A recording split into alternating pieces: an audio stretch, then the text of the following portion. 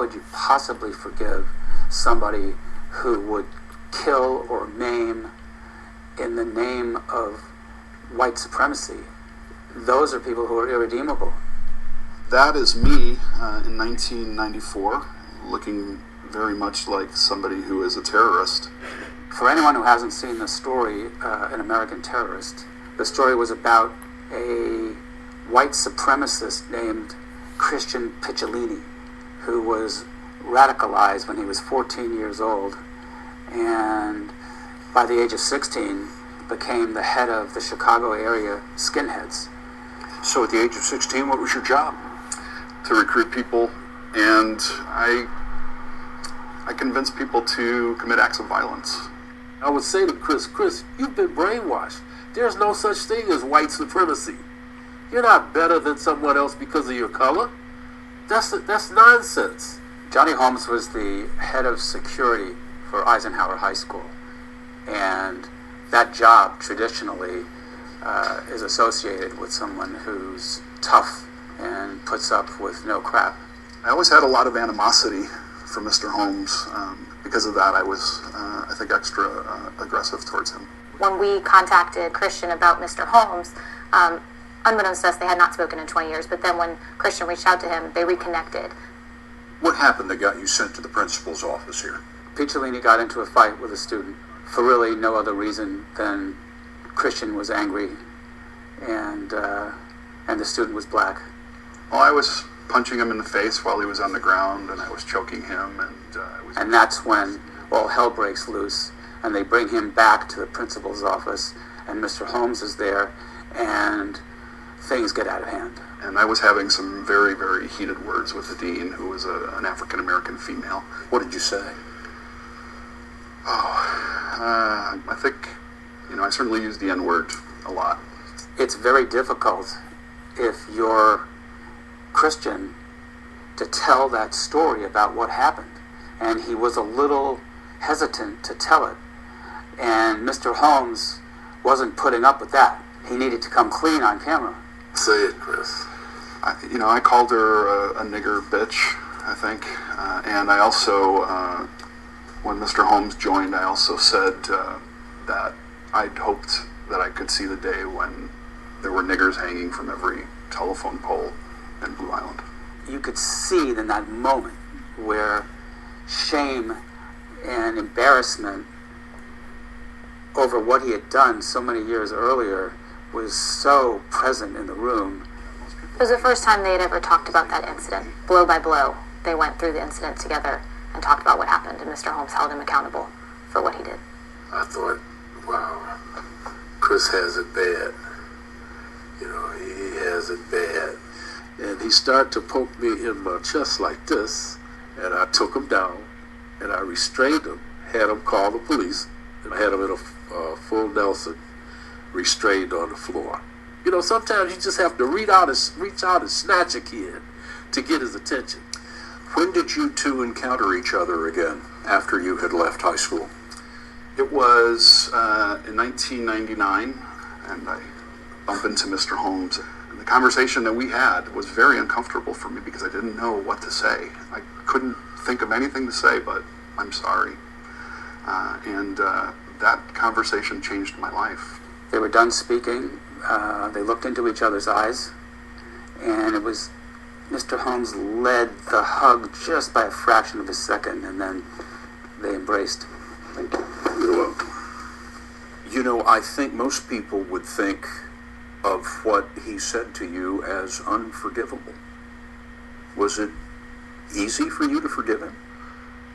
It was so easy because I didn't see it as a situation where I needed to forgive him.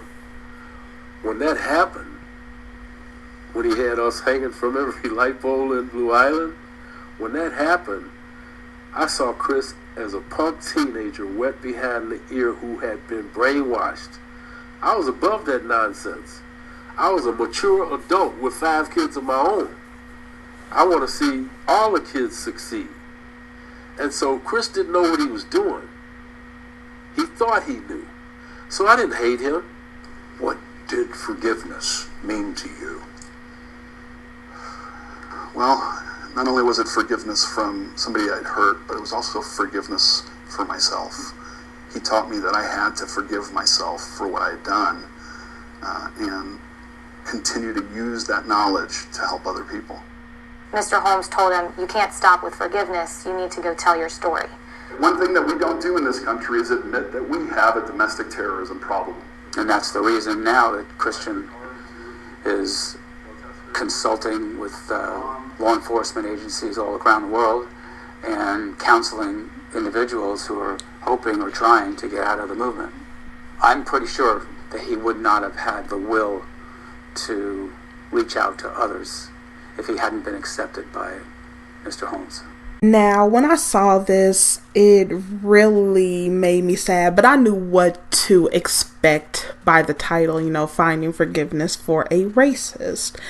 Now, 60 Minutes is something that I will watch occasionally, also a few other ones, but this one really just irritated me because he was 16 years old. Now, keep in mind, anyone who is 16, 14, even 17, they're seen as a grown man and knowing what they're doing, and they will be prosecuted as an adult. But there was an excuse made that he was a kid and he didn't know what he was doing. I'm sorry, I don't buy that. He sought out the neo-Nazis. He became ingratiated in their culture, and he became the head of the Chicago area skinheads. Now, because I'm from Illinois, this is very interesting to me. It's not like he was one of the people who was carrying out orders and was being told what to do. He became the leader, actually. So to sit up there and say, oh, he was indoctrinated, he didn't know what he was doing, that is bullshit. Use the coon word. I don't use words like that. I would appreciate it if you do not use that word. It's so many other words that you can use. But like I said in the last story, that's the reason why I do not use that word. But this man here, I wouldn't necessarily say that he has a certain mentality. It's just that he conducted himself in a certain way. But at the end, the whole forgiveness thing, it didn't sit well with me, because someone who would poke their finger in my chest, who called a black woman a nigger bitch, and said that he wanted to see black people hanging from every street pole. And this is not back in the 1860s or the early 1900s. These people are still alive. This man, he looks like he may be in his 30s. So he was born, he looked like he may have been born in the 70s. But personally, what I did not like is that he came there to him. He apologized, and I know we as a people, we like to forgive, we like to have compassion because we're human in that way. But there is no way I would forgive someone who did this to me and said those things to me. That's basically saying that you want me dead, my children dead, the 5 children that he talked about, and everyone that looks like me and that I know and care and love, a part of my family, dead. That's what was said. And what really killed me was, he didn't want to come out and admit everything. I mean, if he really wanted to renounce it and he really was sorry, he would be forthcoming and honest within this process. He didn't even want to say it. The black guy had to push him into saying it. And he even know, because he said he showed me compassion when I least deserved it, and he was the person I least deserve it from. Even he knows he does not deserve this compassion that he is being given. And when somebody says they forgive someone, I mean, to me, within my faith, you don't forgive your enemies. This man is an enemy, because whatever turned that switch on for him at whatever age it was, he was whatever triggered that could be triggered in him again. I don't trust him. I would not want to live around him. I would not want to be around him. And I would never forgive him for what he did. He is a danger to the society at large. I mean, he had to pick him up and slam him and hold him there in a full Nelson until the police came. That's something that I would never forget. And I wouldn't have been on 60 Minutes. I don't care how much pressure was on me. There's no way. But what puts the freaking cherry on top, he now is getting paid to tell his story and talk about domestic terrorist threats. Now, we here on YouTube have been talking about domestic terrorism and how the face of domestic terrorism is a translucent male. It's not Islam, it's not anyone else, it's them. They are the face of domestic terrorism in this country. We've been saying this, and then he goes and adopts this, and he probably looked at it and heard some of the conversations, and he decided to take that on, and the black man encouraged him to do that. Now he is getting bank. He's getting bank to talk about what we have been talking about and been saying. And look at who's sitting there, and they're... I know you see the one black person there, but it's disgusting. And he is training police forces, the FBI, Homeland Security. Do you know how much money he is making? So he comes into this world as a child, privileged because of the system that was set up for him pertaining to his skin. He has a temper tantrum. He decides to go join the neo-Nazis and become the leader of it, the head of it. He beats up a black boy. Nobody went to this black boy and asked him how he felt.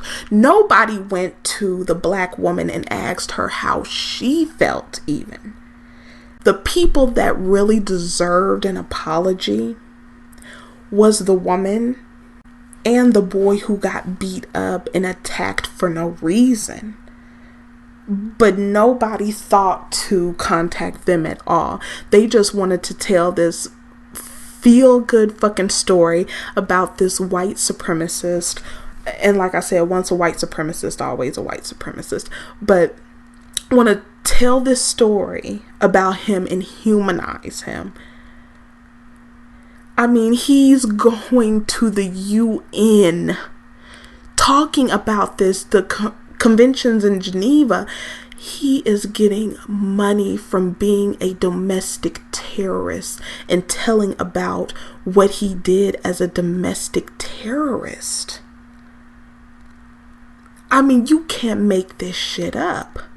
And it said that, he would have never had the courage to do it if it hadn't been for the forgiveness of this man. And this is what forgiveness does for them.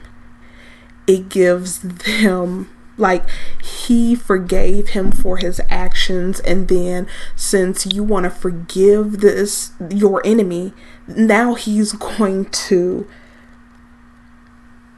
profit off of being a racist, bigoted, discriminatory, murderous, domestic terrorist.